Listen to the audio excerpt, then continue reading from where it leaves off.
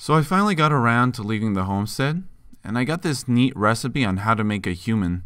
It says that the average adult human body consists of water, 35 liters, carbon, 20 kilograms, ammonia, 4 liters, lime, 1.5 kilograms, phosphorus, 800 grams, salt, 250 grams, saltpeter, 100 grams, sulfur, 80 grams, fluorine, 7.5 grams, iron, 5 grams, silicon, 3 grams, and 15 other trace elements.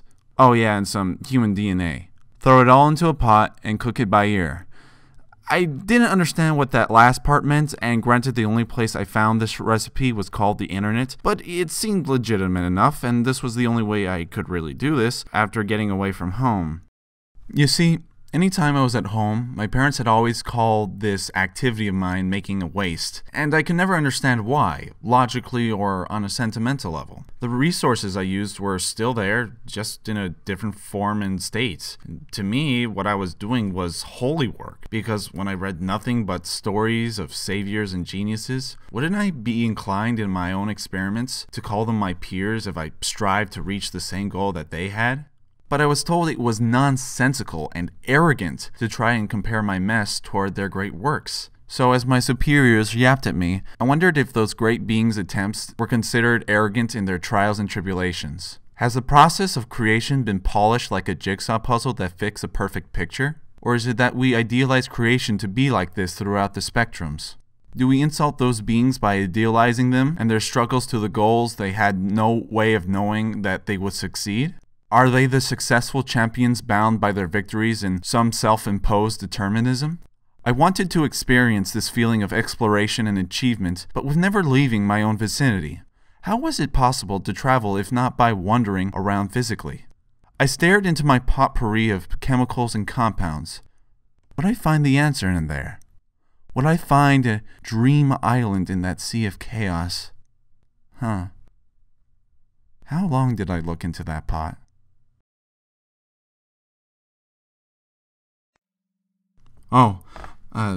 So while my parents wouldn't let me try out mixing ingredients together, my only alternative to experiment was drawing. It turns out that my art skills were just as good as my cooking skills. But why did it fail? Was it because of conventional standards? Something deeper? My mind failed to wonder conceptually, so I looked for other sources. My studies in human philosophy led me to some Greek guy, whose name I can't remember at the moment. He had once said there are patterns in nature. So should I start looking at a single frame in time and space to find these patterns? Size, shape, color, form, value, light, shade, perspective, proportion, texture, position, contrast, unity, harmony, etc., etc., etc., etc. I mean, those are just what came on the top of my head. And that's just in a single frame. Imagine experiencing hundreds of frames each second. Oh wait, I'm doing that right now.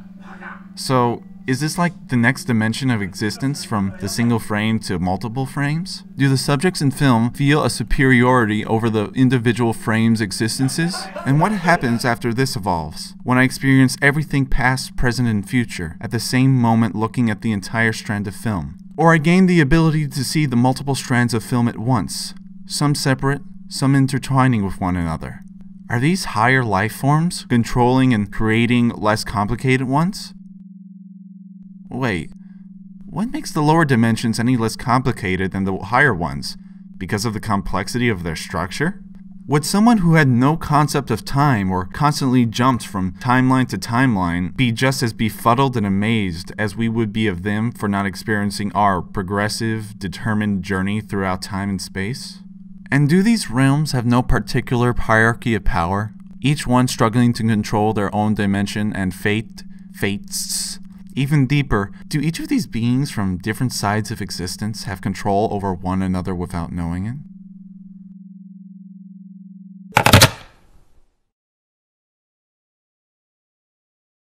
Unfortunately, I couldn't get any of the higher dimensional beings to comment because every time I called, they uttered every word in their life in the same instant, or the signal kept constantly changing to different timelines. So instead, I ended up asking random strangers walking by.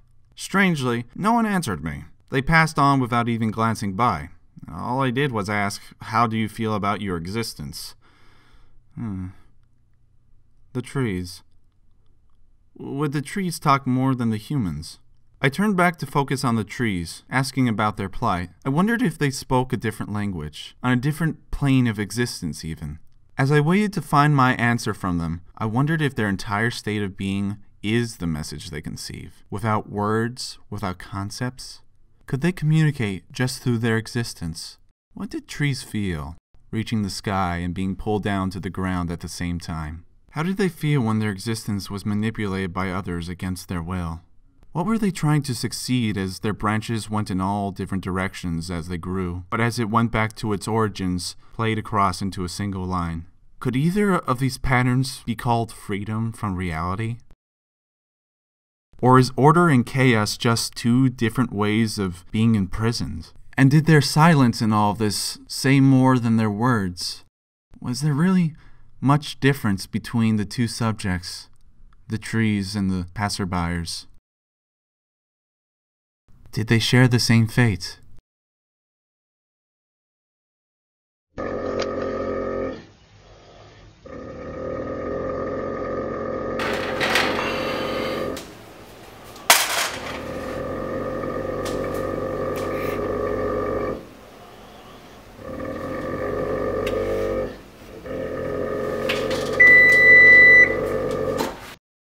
There is an infinite number of ways this could have ended. But what happens to the end if time progresses in reverse?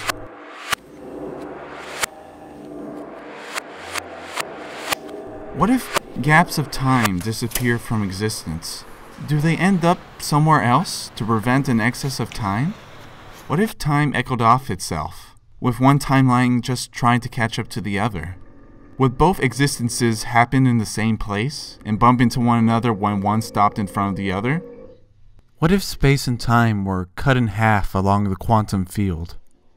What if time had an accident and relapsed on itself, playing the same events over and over again? A broken record on a quantum scale. Or what if time stopped altogether for an eternity, and the next second went on, with all the life forms being none the wiser? Would it be like the mess I created?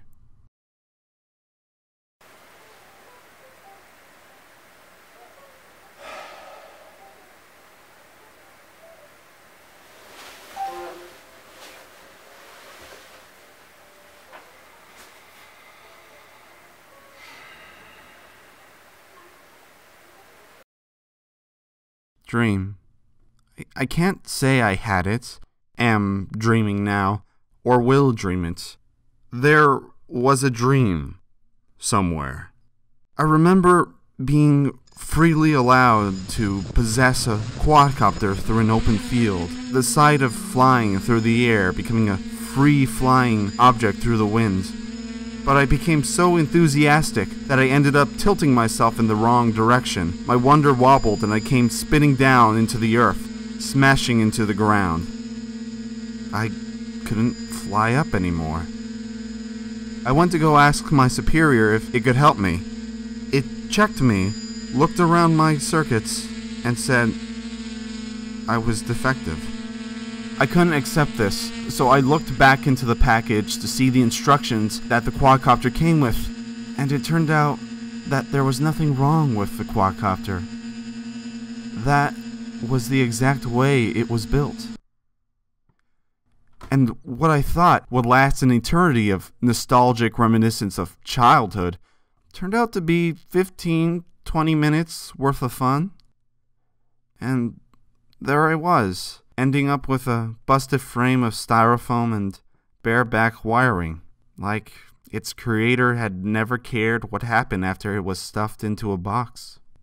Yet, I can't remember this as a memory. My mind is so ingrained that it actually happened, and my heart feels so passionate about it, but I don't think this has happened to me yet. I couldn't let the dream end here. I couldn't spectate anymore, being helpless on the sidelines of this cruel fate.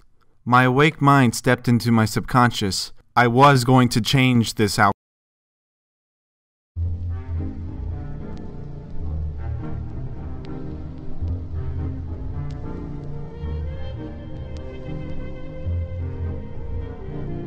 And here I am, or wherever here is. I found myself trapped in a seemingly infinite chasm of everything and nothing. I'm not sure how long I stayed there. My mind seemed to stretch as far as this void fell. Are dreams just figments of our biological process? A random factor of chemicals and primal programming left behind by our forebears? The spectacle of seeing people, places, and events that have never happened in our existence? Or is the subconscious a gateway of some sort? A crossing between dimensions? Are these fragmented dreams just as likely to exist in these infinite universes? Does continuity become a plaything after rules of existence become moot? But would the rules be considered moot if the science of those timelines made such perfect logical sense in context? Or do we end up creating our own universes, with our own blueprints, our joy, our fears, our goals, our everything? Every time we dream, do those universes seem to go on for an eternity, but end up lasting around 3 minutes? Had my superiors seen the same thing? How small they felt in this vast spectrum? Or did they even see it up close like this? Did they see this great entity inside those who encompassed its essence? The inventors, the thinkers, the saviors, the leaders, the dreamers. Could they not comprehend it, and thus feared it in their ignorance?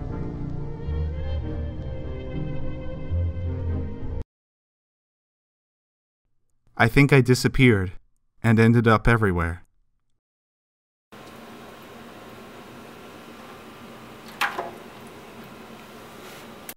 You know, in my time cooking and drawing, I've actually been getting to a bit of writing, and I have a few hypotheticals.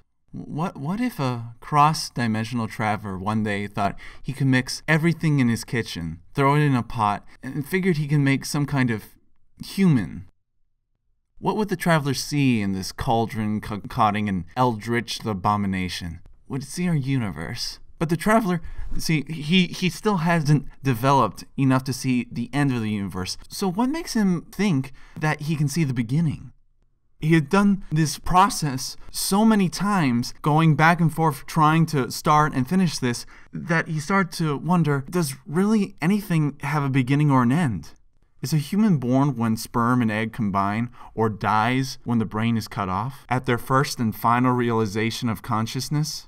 Did the traveler become so focused in its creation that he forgot who he was, becoming so stuck in his fascination with the unknown and to be discovered that this was the only way time and space could be conceived?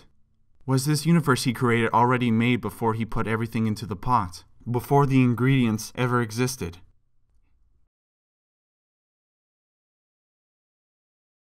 Is a human more than just a mere pile of chemicals lumped together? And is life determined by more than just random chance? Would any being be complete? Would they become parts of this endless and beginningless void? He didn't really know.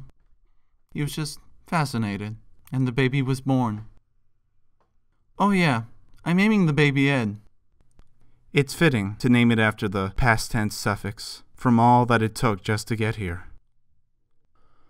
From that which has passed, to what everything will be, as it reaches to become, looking back at itself, and carries on.